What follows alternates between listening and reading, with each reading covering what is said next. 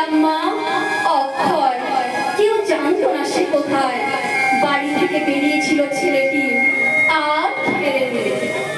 জানা গেল দেশকে ভালোবাসার জন্য সে পেয়েছে মৃত্যুদণ্ড।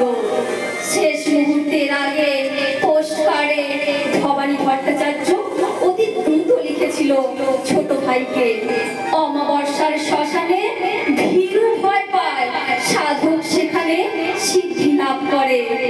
আজ আমি বেশি কথা লিখবো না, শুধু ভাববো মৃত্যু কত সুন্দর।